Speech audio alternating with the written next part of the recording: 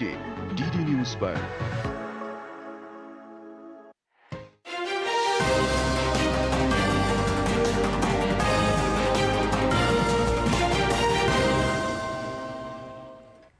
नमस्कार, आप देख रहे हैं समाचार। आपके साथ मैं हूं पराक्रम सिंह शेखावत। बताएंगे आपको इस वक्त की बड़ी खबरें। समाचार की शुरुआत सुर्खियों के साथ। महाराष्ट्र के मुख्यमंत्री देवेंद्र फडणवीस का करारा जवाब। जनादेश का अपमान बंद करें राहुल गांधी। चुनाव फिक्सिंग वाले लेख पर देवेंद्र फडणवीस का सीधा हमला। हार नहीं पा रही है कांग्रेस।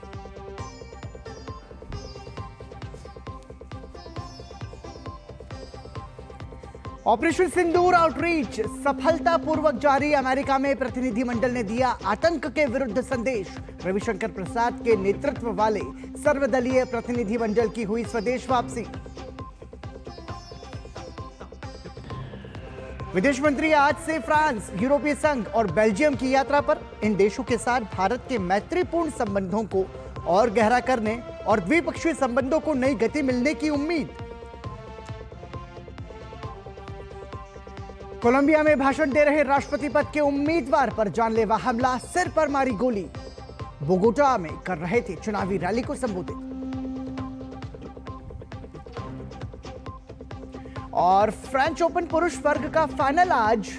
यानिक सिनर और कार्लोस अल्कराज होंगे आमने सामने।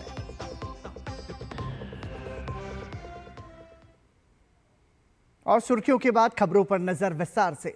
महाराष्ट्र विधानसभा चुनाव और उसके नतीजों को लेकर महीनों बाद सियासी संग्राम एक बार फिर छिड़ गया है। राहुल गांधी ने आर्टिकल लिखकर धांधली का आरोप लगाया। अब राहुल गांधी के आर्टिकल का जवाब आर्टिकल से ही मिला है। दरअसल महाराष्ट्र के मुख्यमंत्री देवेंद्र फडणवीस ने कांग्रेस नेता राहुल गांधी की ओर से हाल ही में एक अखबार में लिखे गए लेख का जवाब देते हुए तीखा हमला बोला है। अपने लेख में देवेंद्र फडणवीस ने न केवल राहुल गांधी के आरोपों को निराधार बताया, बल्कि उनकी मंशा और कांग्रेस की कार्यशैली पर भी सवाल उठाए।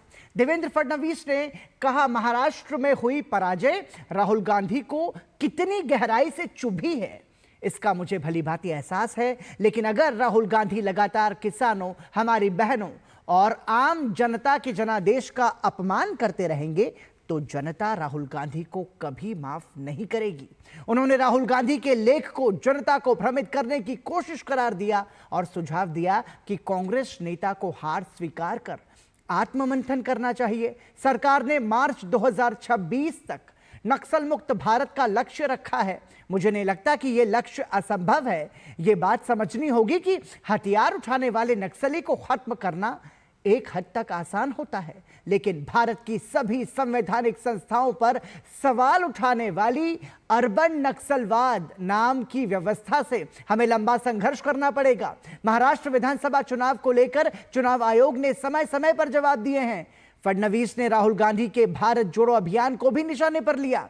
उन्होंने इसे जोड़ो के नाम पर तोड़ो अभियान करार दिया, जो संवैधानिक संस्थाओं जैसे सुप्रीम कोर्ट और चुनाव आयोग के खिलाफ गलतफहमियां फैलाता है। राहुल गांधी के मतदाता संख्या में वृद्धि को फर्जी बताने के आरोप पर देवेंद्र फडणवीस ने तथ्यों के साथ जवाब दिया। फडणवीस ने बताया कि 40,81,229 नए मतदाताओं में से 26,46,608 युवा मतदाता थे। चुनाव आयोग ने 24 दिसंबर 2024 को कांग्रेस के वकील उमर हुड्डा को 60 पन्नों का पत्र भेजकर सभी सवालों के जवाब दिए थे। फडणवीस ने कहा कि 2014 से 19 में 63 लाख, 2009 से 2014 में 75 लाख और 2004 से 2009 में 1 करोड़ नए मतदाता जुड़े थे। इसलिए 2024 में मतदाता वृद्धि को चमत्कार बताना गलत है। वोटिंग प्रतिशत में वृद्धि के सवाल पर देवेंद्र फडणवीस ने कहा कि प्रति घंटे औसतन 5.83% मतदान हुआ और अंतिम घंटे में 7.83% मतदान कोई असामान्य बात नहीं है। उन्होंने 2024 लोकसभा चुनाव के आंकड़े पेश किए, जिसमें दूसरे चरण में वोटिंग 60.96% से बढ़कर 66.71% हुई थी और उस समय कांग्रेस ने जीत हासिल की थी। राहुल गांधी के 85 विधानसभा क्षेत्रों में अतिरिक्त मतदाताओं के दावे पर देवेंद्र फडणवीस ने कहा कि अंतिम घंटे में 17,70,867 मतदाताओं ने वोट डाले, जो प्रति मिनट 97,103 वोट के औसत से हुआ।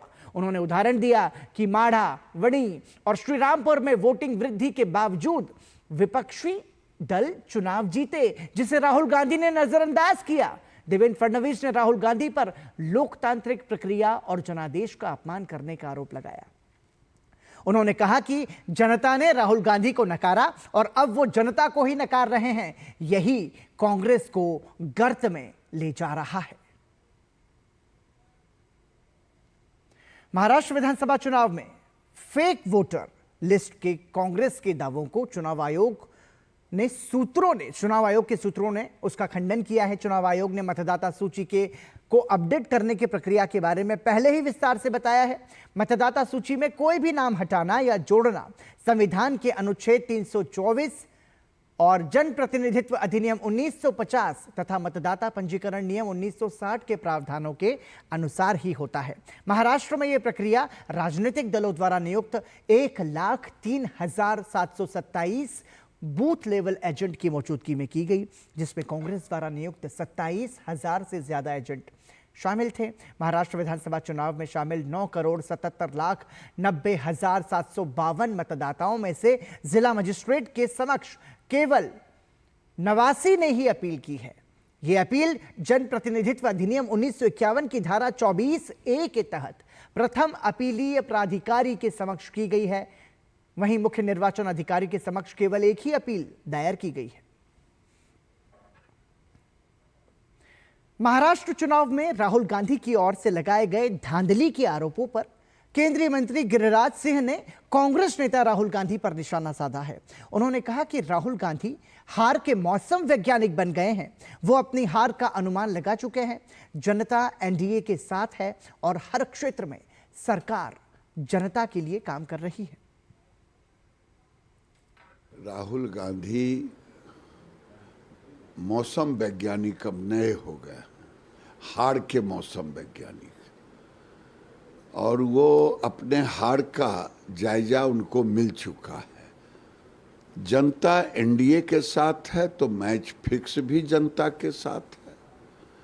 जनता आज एनडीए के साथ इसलिए है, हर गांव में सड़क है, बिजली है, स्वास्थ्य है, हर सेक्टर में सरकार काम कर रही है। जनता एनडीए के साथ है। राहुल गांधी को ये पता चल गया है, इसीलिए ऐसी भाषा बोल रहे हैं। डर गया सो मर गया, वो मरे हुए व्यक्ति हैं।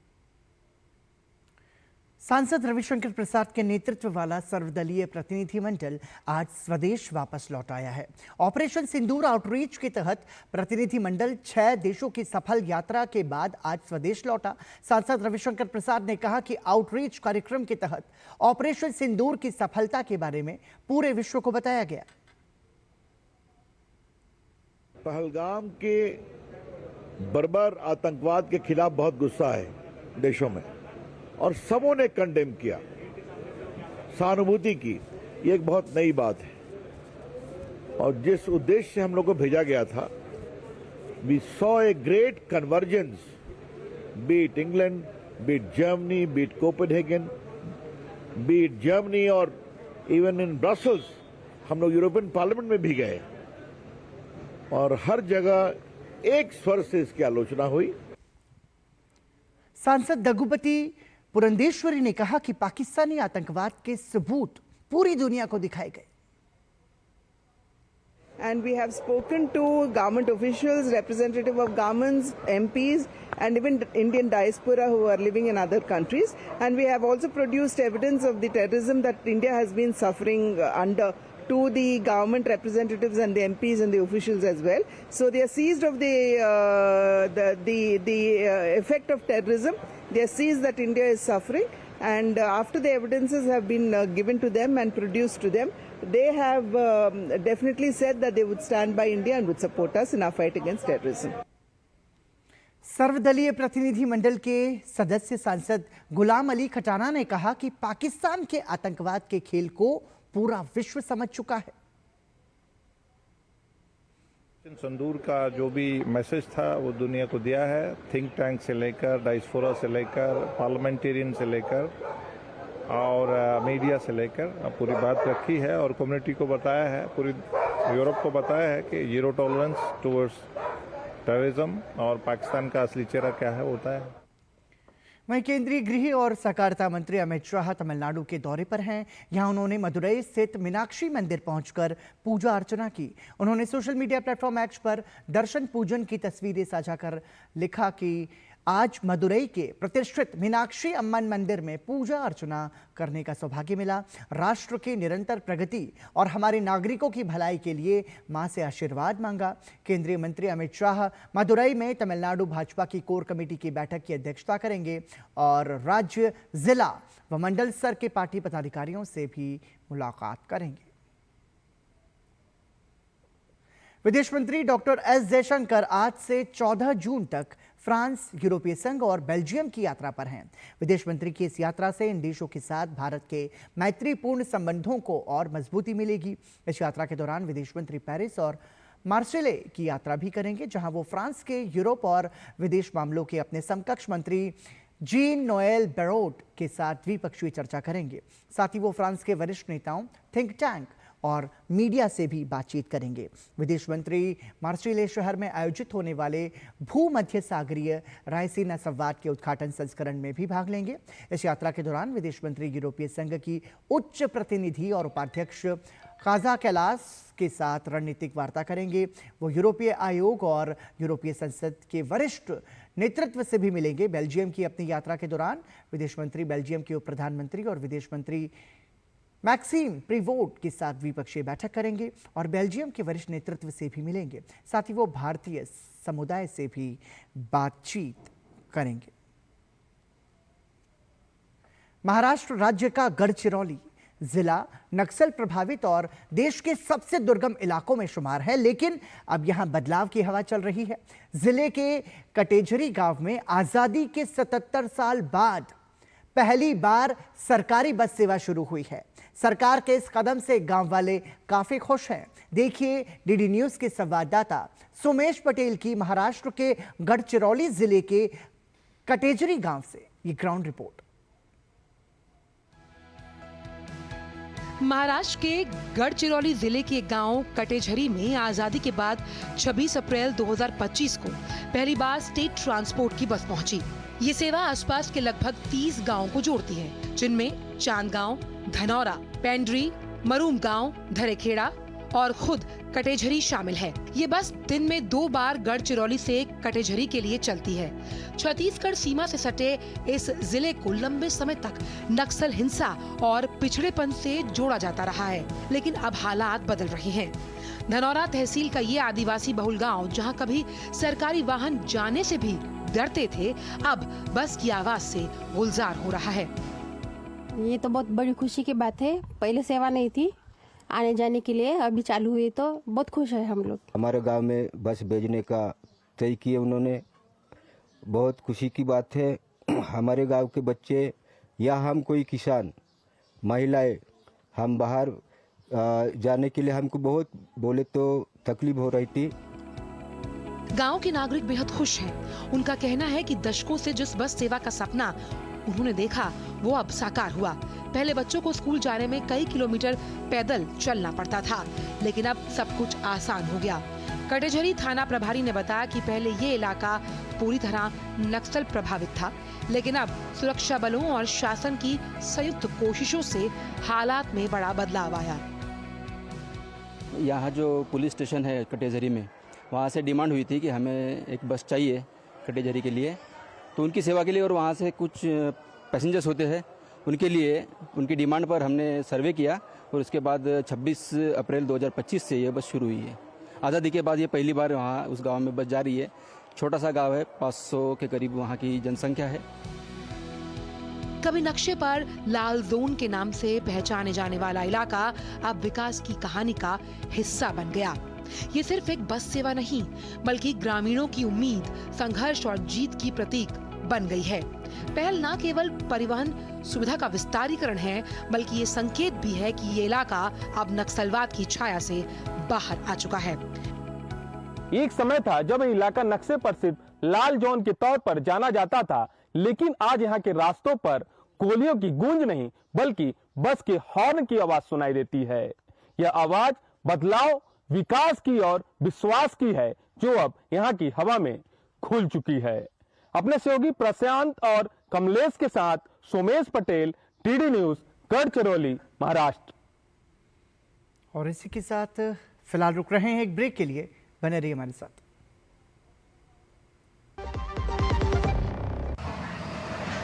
चिड़ियाघर तो वही है, बस वहां तक जाने का रास्ता आसान हो गया है। बिट्टू के टाइम जाते थे धक्के खाते, अब गुड्डी के साथ तुरंत मेट्रो से। इस जनरेशन ने घर से निकलते ही रफ्तार देखी है।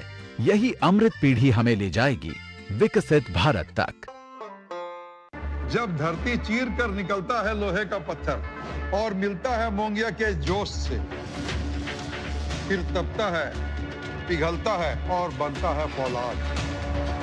अब होता है सरिया सारी खूबियों के साथ। मोंगिया स्टील, मजबूत देश का मजबूत सरिया। दादू, ये प्रीमियम क्या होता है? बेटा, प्रीमियम मतलब समझ लो पेट्रोल। जब तक कार में पेट्रोल है तब तक कार चलेगी, पेट्रोल खत्म कार स्टॉप। पर पापा, इस बार पेट्रोल खत्म होने पर भी कार चलती रहेगी। वो कैसे? LIC के जीवन लाभ में प्रीमियम पेमेंट हो जाए स्टॉप, पर पॉलिसी के फायदे चलते रहते हैं। मतलब अब लाइफ की गाड़ी चलेगी नॉन स्टॉप। LIC हर पल आपके साथ। एक बार फिर आपका स्वागत। आप देख रहे हैं समाचार और आइए अब नरेंद्र मोदी सरकार के 11 साल पूरे होने पर देखते हैं उससे जुड़ी कुछ खबरें।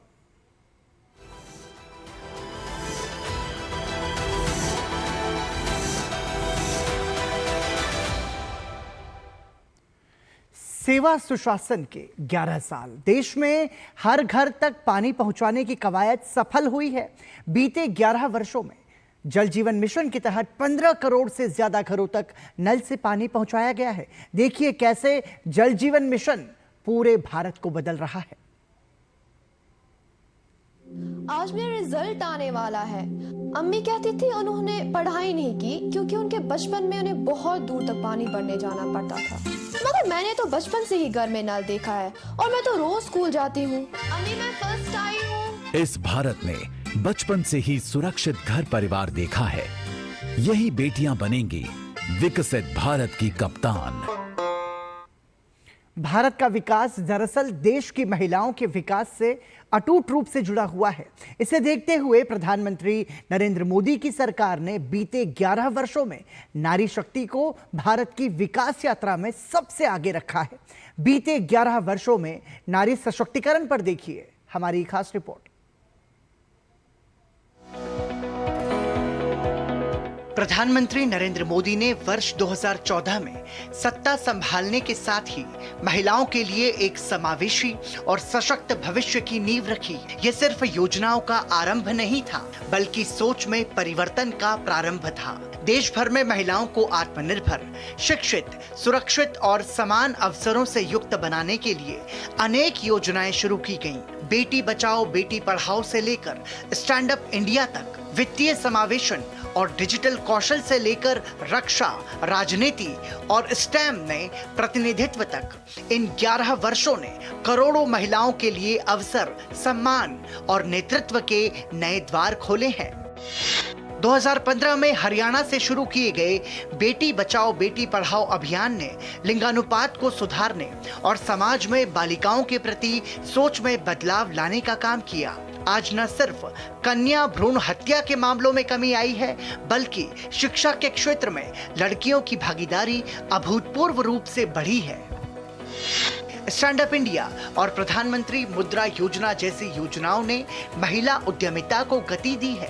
बीते 11 वर्षों में लाखों महिलाओं ने छोटे और मझोले उद्योग स्थापित किए हैं। मुद्रा योजना के अंतर्गत लगभग 70% ऋण महिलाओं को दिए गए हैं, जिससे न केवल उनकी आर्थिक स्थिति सुदृढ़ हुई है, बल्कि वो अपने समुदायों में प्रेरणा स्रोत भी बनी है।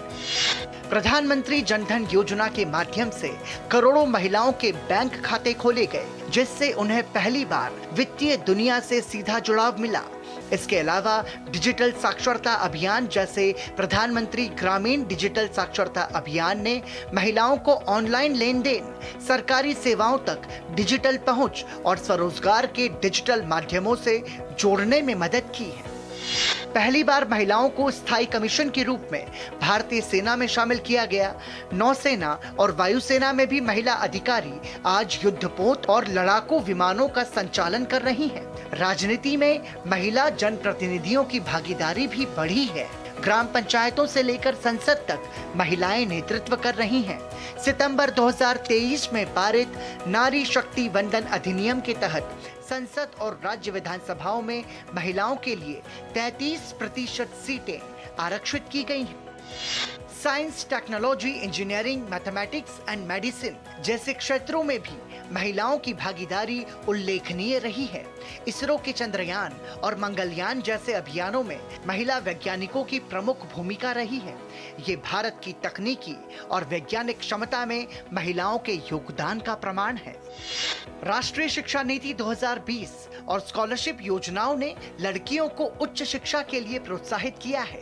IIT, IIM, मेडिकल कॉलेजों और शोध संस्थानों में आज बड़ी संख्या में महिलाएं प्रवेश ले रही हैं। साथ ही निजी और सरकारी क्षेत्रों में महिला कार्यबल की संख्या में भी निरंतर वृद्धि हो रही है। उज्ज्वला योजना के तहत मुफ्त गैस कनेक्शन देकर महिलाओं को धुएं से निजात मिली है और उनका स्वास्थ्य बेहतर हुआ है। स्वच्छ भारत अभियान ने ग्रामीण क्षेत्रों में शौचालयों के निर्माण से महिलाओं की गरिमा की रक्षा की। महिला हेल्पलाइन, वन स्टॉप सेंटर और निर्भया फंड जैसी पहलों ने महिलाओं के लिए सुरक्षा को सर्वोपरि रखा। पिछले एक दशक में सामाजिक सोच में भी बदलाव आया है। अब महिलाओं को सिर्फ घरों तक सीमित न रखकर देश की भागीदारी में बराबर का हकदार समझा जाने लगा है। मीडिया, खेल, फिल्मों और व्यवसायों में महिलाओं ने नए आयाम गढ़े हैं। PV सिंधु, मिताली राज, दीपिका कुमारी और मैरी कॉम जैसी खिलाड़ियों ने भारत को विश्व मंच पर गौरवान्वित किया है। जब हम विकसित भारत की कल्पना करते हैं तो उसमें महिलाओं की भागीदारी को नजरअंदाज नहीं किया जा सकता। प्रधानमंत्री नरेंद्र मोदी की ये सोच कि यदि नारी को अवसर मिले तो वो राष्ट्र निर्माण की सबसे बड़ी शक्ति बन सकती है, आज भारत की सामाजिक और आर्थिक तस्वीर को बदल रही है। Bureau report, DD news. मशहूर रेत कलाकार, पद्मश्री पुरस्कार विजेता सुदर्शन पटनायक ने मोदी सरकार के पिछले 11 सालों के काम की सराहना की है। उन्होंने कहा कि प्रधानमंत्री नरेंद्र मोदी ने कलाकारों के लिए विश्वकर्मा योजना चलाई, जिसका कलाकारों को बहुत बड़ा लाभ मिला है। प्राइम मिनिस्टर आदरणीय प्रधानमंत्री नरेंद्र मोदी जी का 11 साल सरकार पूर्ण हो रहा है। ये सारा विश्व के लिए एक बहुत बड़ा संदेश है, क्योंकि जिस तरीके से उनने हमारा देश को आगे लिए हैं, आज सारा विश्व देख रहा है हमारा भारत को। उनने गांव से लेके शहर तक हर कोई जगह पे उनने काम किया है। इतने अच्छे योजना लाए, उसकी वजह से जो जनरल लोग हैं उनका बहुत बेनिफिट हुआ। उनने बहुत सारी योजना लाई, जैसे मुद्रा योजना, जैसे जनरल लोग जो छोटा छोटा बिजनेस करते थे उनको प्रोत्साहन नहीं मिलता था। ऐसे बहुत सारे चीज़ उनने किया, परिवर्तन लाए। उसमें उनने, जैसे मैं आज एन आर्टिस्ट हूँ, कलाकार हैं, कलाकार के लिए उनने विश्वकर्मा योजना बनाए और उनका जो विजन है विकसित भारत पे, आज उनकी सोच पे पूरा भारत एकजुट हुआ है। JITO एंजल नेटवर्क की सचिव शिखा भंडारी ने मोदी सरकार के 11 सालों के काम की सराहना की। Last 10 years have been game changing.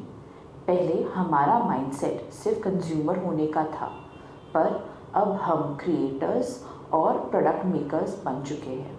अगर आप देखो schemes like startup India, digital India, आत्मनिर्भर भारत ने ना ही सिर्फ हेल्प किया है पर एक प्रॉपर सिस्टम भी बिल्ड किया है जहां इनोवेशन को एक्चुअल में ग्रो करने का चांस मिला है। गांव में डिजिटल पेमेंट से लेकर मेट्रोज में आर्टिफिशियल इंटेलिजेंस सॉल्यूशन तक हर जगह ट्रांसफॉर्मेशन हो रहा है। आज इंडिया में 1 लाख ऊपर स्टार्टअप्स है। सरकार के digital first policies, UPI, ONDC जैसे ओपन नेटवर्क प्लेटफॉर्म्स ने एक परफेक्ट लॉन्च पैड दिया है इनोवेशन के लिए। वहीं ओडिशा के राष्ट्रीय शिक्षक पुरस्कार विजेता शशि शेखर रथ शर्मा ने मोदी सरकार के पिछले 11 सालों के काम पर खुशी जताई है। उन्होंने कहा कि मोदी जी के नेतृत्व में देश हर क्षेत्र में प्रगति कर रहा है। विश्व में भारत चौथा स्थान हासिल किया है अर्थनैतिक क्षेत्र में, और बाकी विदेश में भारत का नाम काफी ऊंचे बढ़ा है। 2047 के एक विकसित भारतवर्ष के स्वप्न जो देखे हैं माननीय प्रधानमंत्री जी ने, ये स्वप्न उससे पहले ही साकार होगा। भारत एक विकसित राष्ट्र में परिणत होगा। अगर ऐसे ही सुशासन सब लोगों को मिले तो भारत जो गरीब देश में लोग पहले ही जानते थे, ये निश्चित भाव में हम एक विकसित राष्ट्र में परिणत होंगे। तो ये थी सेवा सुशासन के 11 साल की उपलब्धियों की बानगी पर प्रतिक्रियाएं हम आपको सुना रहे थे। और आइए अब खबरें विकसित कृषि संकल्प अभियान से जुड़ी हुई।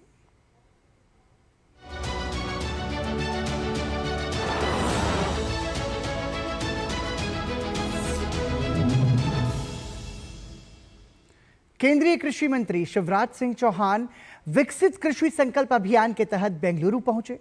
इस दौरान कृषि मंत्री ने कमलम के खेतों का दौरा किया। कृषि मंत्री ने कमलम की खेती के लाभ बताते हुए कहा कि विकसित भारत के लिए विकसित कृषि और समृद्ध किसान जरूरी हैं, इसलिए किसानों को कमलम जैसी मुनाफे वाली फसलों की तरफ आना चाहिए। प्रधानमंत्री जी ने कहा विकसित भारत बनाना है 2047 तक।